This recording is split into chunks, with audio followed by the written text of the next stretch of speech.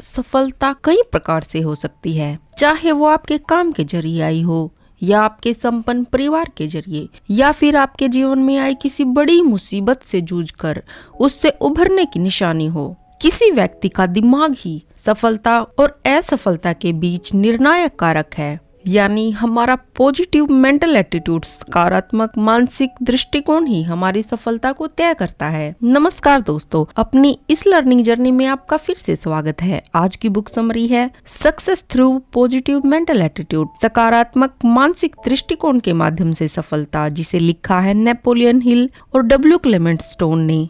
William Clement stone एक self made करोड़पति, एक सफल लेखक, उदार परोपकारी थे। वहीं नेपोलियन हिल एक अमेरिकी लेखक थे जिन्हें उनकी पुस्तक थिंक एंड ग्रो रिच के लिए जाना जाता है, जो अब तक की 10 सबसे अधिक बिकने वाली सेल्फ हेल्प बुक्स में से एक है। हिल ने इस बात पर जोर दिया है कि जीवन को बेहतर बनाने के लिए प्रबल उम्मीद आवश्यक है। तो चलिए इस बुक समरी को शुरू करते हैं। चैप्टर 1 के साथ सबसे महत्वपूर्ण व्यक्ति से मिले।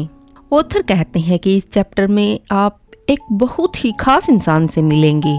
ऑथर कहते हैं कि आपके दिमाग में एक अदृश्य ताबीज है जिसके एक तरफ PMA यानी पॉजिटिव मेंटल एटीट्यूड और दूसरी तरफ NMA यानी नेगेटिव मेंटल एटीट्यूड लिखा हुआ है। इस अदृश्य ताबीज में 2 अद्भुत शक्तियां हैं। इसमें धन, सफलता, खुशी और स्वास्थ्य को आकर्षित करने की शक्ति है और इसी में आपसे ये सब छीनने की शक्ति भी है।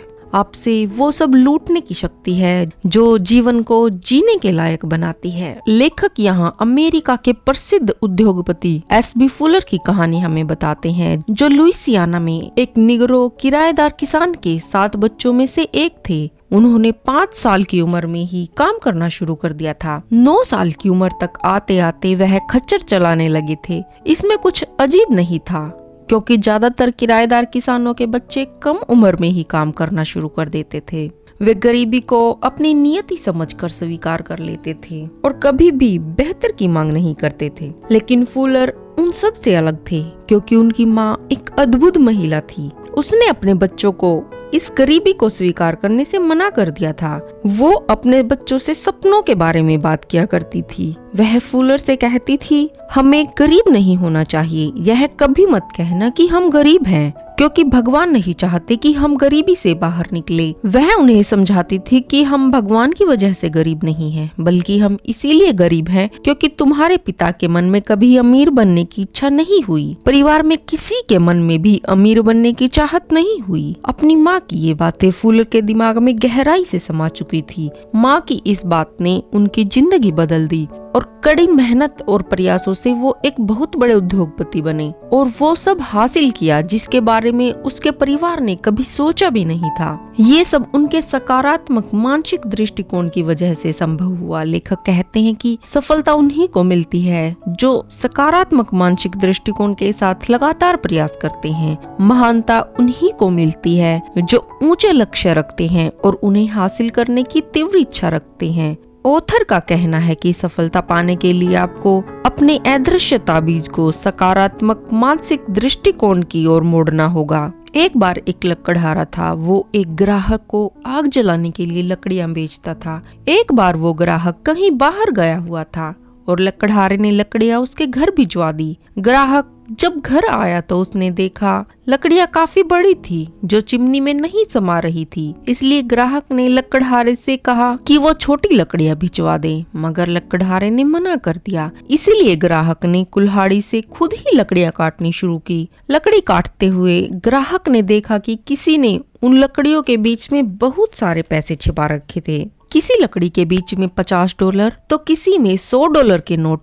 कुल मिलाकर $2250 थे। ग्राहक ने सोचा कि पैसे उसके असली हकदार को ही मिलने चाहिए। इसीलिए उसने लकड़हारे से पूछा कि उसने उन लकड़ियों को कहां से काटा है, मगर लकड़हारे ने सोचा कि ग्राहक लकड़ियों का ठिकाना पूछकर उसका पत्ता काटना चाहता है ताकि अगली बार लकड़ियां सीधी वहीं से खरीद सके। लाख मिन्नतें करने के बाद भी लकड़हारे ने लकड़ियों का ठिकाना नहीं बताया। इस कहानी का सार ये है कि उस लकड़हारे और उस ग्राहक उन दोनों के पास ही अदृश्य ताबीज था, मगर ग्राहक ने उस ताबीज की PMA यानी पॉजिटिव मेंटल एटीट्यूड एटीट्यूड की ताकत का इस्तेमाल किया और लकड़हारे ने NMA यानी नेगेटिव मेंटल एटीट्यूड की। यही कारण है कि पैसे ग्राहक को मिले, लकड़हारे को नहीं। PMA और NMA का हमारे जीवन पर बहुत गहरा प्रभाव पड़ता है। जब इंसान PMA के हिसाब से चलते हुए सकारात्मक नजरिया अपनाता है तो उसके व्यक्तित्व में कुछ अच्छे बदलाव दिखाई देते हैं। उसमें आस्था, आशा, ईमानदारी, उदारता, दया, कुशलता, सहनशीलता और बुद्धिमत्ता जैसे गुण बढ़ जाते हैं। वहीं NMA के हिसाब से चलने वाले इंसान में घमंड, उद्दंडता, चतुराई, ईर्ष्या, बेईमानी, झूठ बोलना, निराशा आदि अवगुण ज्यादा होते हैं। जिस दिन आप PMA की ताकत को पहचान लेंगे उसी दिन आप उस महत्वपूर्ण इंसान से मिल सकेंगे जिसका जिक्र लेखक ने चैप्टर की शुरुआत में किया था। और वो खास इंसान कोई और नहीं बल्कि आप ही हैं। जी हाँ, आप ही हैं वो खास इंसान जो अपने जीवन को बदल सकते हैं। चैप्टर 2, आप अपनी दुनिया बदल सकते हैं। इस चैप्टर में ऑथर कहते हैं कि PMA पॉजिटिव मेंटल एटीट्यूड सफलता के 17 सिद्धांतों में से एक है। जब आप इन 17 सिद्धांतों को सकारात्मक मानसिक दृष्टिकोण के साथ लागू करते हैं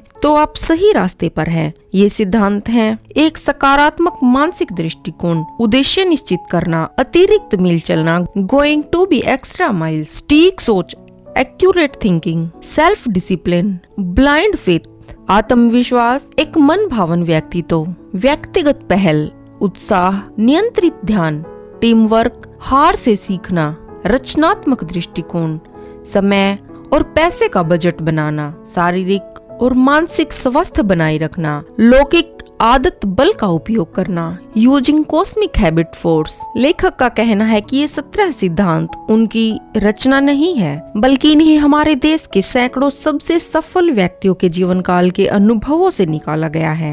लेखक का मानना है कि इन 17 सिद्धांतों के अलावा सफलता प्राप्त करने का कोई दूसरा रास्ता नहीं है। एक बार एक चर्च के पादरी को चर्च में देने वाले उपदेश पर कुछ काम करना था। उनकी पत्नी बाजार गई हुई थी, इसलिए उन्हें अपने बच्चे का ख्याल भी रखना था। वो बच्चा भी घर पर अकेला परेशान हो रहा था। वो बार बार अपने पिता के पास चला जाता, जिससे पादरी को काम करने में दिक्कत हो रही थी। थक हार कर पादरी ने अखबार में दिए एक नक्शे के टुकड़े टुकड़े कर अपने बेटे को दे दिए और अपने बेटे से कहा कि इन टुकड़ों को जोड़कर फिर से नक्शा वैसा ही बना दे। उसे लगा कि बच्चा इसमें उलझा रहेगा, मगर बच्चे ने 5 मिनट भी नहीं लगाए और नक्शा फिर से वैसा का वैसा तैयार था। पादरी हैरान थे। उसने बच्चे से पूछा कि उसने ये नक्शा इतनी आसानी से कैसे जोड़ दिया। तब बच्चा मुस्कुराकर बोला कि नक्शे के पीछे एक आदमी का चेहरा था। मैंने आदमी के चेहरे को फिर से जोड़ दिया तो नक्शा भी अपने आप ही जुड़ गया। बच्चे ने बड़ी मासूमियत से एक बहुत गहरी बात कही कि मुझे लगा अगर आदमी सही से बन गया तो उसकी दुनिया भी ठीक से बन जाएगी। तब पादरी बहुत खुश हुए क्योंकि उन्हें अपना उपदेश भी मिल गया था। आदमी सही तो दुनिया ठीक। अगर आप अपनी दुनिया, अपने जीवन और अपने हालातों से परेशान हैं तो उसमें सुधार लाने के लिए आपको शुरुआत खुद से ही करनी होगी। लेखक कहते हैं कि यही है PMA की ताकत। आपका नजरिया अगर सकारात्मक है तो जीवन की कठिनाइयां भी आपके सामने सिर झुका देंगी। आप जिस दृष्टिकोण से देखेंगे दुनिया आपको वैसी ही दिखेगी। चैप्टर 3, अपनी सोच से जाल साफ करें। लेखक कहते हैं कि आप वही हैं जो आप सोचते हैं, लेकिन आप क्या सोचते हैं? आपकी सोच कितनी सीधी है और आपके विचार कितने स्वच्छ हैं? लेखक यहाँ हमारे विचारों की तुलना मकड़ी के जाले से करते हैं। लेखक का कहना है कि कुछ मानसिक जाल जो लगभग हर किसी की सोच को अस्त व्यस्त कर देते हैं, वे विचार सबसे प्रतिभाशाली दिमागों की सोच को भी अस्त व्यस्त करने की क्षमता रखते हैं। और वे जाल हैं हमारे नकारात्मक विचार, हमारी भावनाएं, जुनून, आदतें और हमारे विश्वास। हमारे विचार इस जाल में फंस जाते हैं और उलझ जाते हैं। जीवन को सकारात्मक दिशा देने के लिए जरूरी है अपने विचारों पर काम करना। अगर हम अपने विचारों को PNA के हिसाब से रखेंगे तो वो सुलझे हुए और सरल होंगे। यदि हमारी किसी से अनबन या मनमुटाव हो गया हो तो उसको मिटाने की शुरुआत हमें खुद से ही करनी चाहिए कि कहीं हमने तो पहले सामने वाले को गलत नजरिए से नहीं देखा। बात करते वक्त अपने शब्दों पर ध्यान रखना भी बहुत जरूरी है। झगड़े अक्सर 1-2 शब्दों के फेरबदल बदल से ही होते हैं। एक ही शब्द से लड़ाई और शांति हो सकती है, प्यार या फिर नफरत भी एक ही शब्द से हो सकती है, दोस्ती या दुश्मनी हो सकती है। कुछ ऐसे शब्द हैं जिनसे हमें सावधान रहना चाहिए, जैसे हमेशा, सिर्फ, कभी नहीं, कुछ नहीं, सब कुछ, कोई भी नहीं, हर कोई, नहीं हो सकता और नामुमकिन। इस तरह के शब्द विभिन्नताओं को पैदा करते हैं। जैसे हम सोच लें सारे अमीर प्रतिभाशाली होते हैं और गरीब तो मुश्किल से कुछ ढंग का काम करते हैं। इस तरह के अनुमान समाज में द्वेष पैदा करते हैं और इस तरह की सोच हमें जीवन में सीमित कर देती है। लेखक कहते हैं कि सटीक सोचने के लिए आपको तर्क का उपयोग करना होगा। तर्क और सटीक सोच के विज्ञान को ही तर्कशास्त्र कहा जाता है। अगर इस बुक समरी का आपकी सोच पर कोई सकारात्मक प्रभाव पड़ा है तो आप कमेंट बॉक्स में PM में लिखकर हमें बता सकते हैं। चैनल को सब्सक्राइब और वीडियो को लाइक करना ना भूलें। मिलते हैं नेक्स्ट ऑडियो बुक के साथ। तब तक अपना ख्याल रखें, खुश रहें, मस्त रहें।